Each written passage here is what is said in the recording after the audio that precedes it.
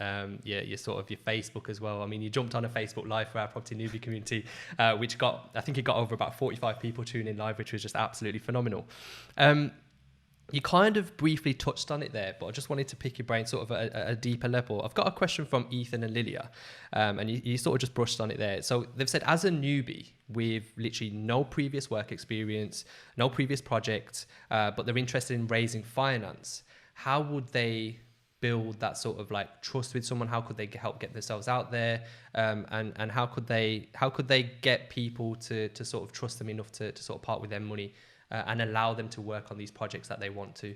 Okay, so with regards to raising money when you're brand new and you have no experience whatsoever, yes, you can go around, get to know people, start building that trust. But ultimately, when it comes to parting with cash, you have to think about how is the other person going to feel about that. So often it's not about the return that they're going to get, it's about getting the return of the money that they're initially investing.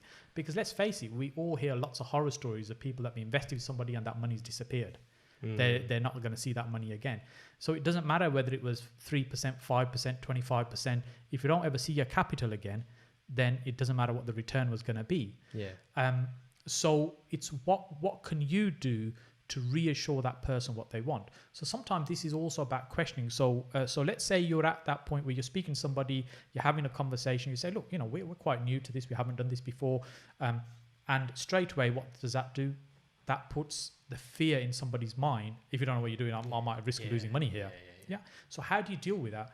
Well, first of all, you have to align yourself with somebody that's going to help you. So you might say, although we're brand new, we have such and such and such and such we work with and who helps us. It doesn't mean that they're business partners. It might be that we just tap into them for guidance or support or mentor or whatever it might be. What you're doing is now you're borrowing and leaning on their credibility that, look, although we might be new, we do have some support here that we can tap into and some guidance. That's the first thing I think that's really important. And then and we talked about different personalities earlier, then it's asking the question about, look, if we were ever to work together, what would be the most important thing for you if we were going to work together? Do you see? You're flipping it back. You're getting straight to the heart of what is it that they're going to base their decision on. So you can understand them better. And don't go for a push and try and just close on that deal straight away. What you're doing, you just move it to the next level. And if you get a positive response, but sometimes people say, well, I'm not sure I'd be doing that. I want this. And many people have unrealistic expectations. Just sidetracking a little bit, I remember when I first started, and I started coming across good deals because I started sourcing at the beginning. That's kind of where I started the journey. I went and approached all the people that I knew that had money, ex-business associates, clients, friends, whatever it might be. And very quickly I realized, well, some of them have got money because they never spend it. So it was really, it's a case of understanding what somebody wants. And when you work out what they're looking for, it's a case of how can you make that happen? That's perfect. You have to reverse engineer it essentially, rather than giving a template and say, hey, I'll do this, this, and this. You have to see how is it that I can fit the needs of the other person. And is it going to be a fit? And I think you touched on something important there where you said just get to the crux of it in terms of there's a lot of fluff, like what can you bring to the party, what can they bring to the party, and can you find a middle ground? And as you said, something which is very important when you're just starting out, it actually pays to align yourself with the right people. So if you're learning about JVs or raising finance, it might be yourself.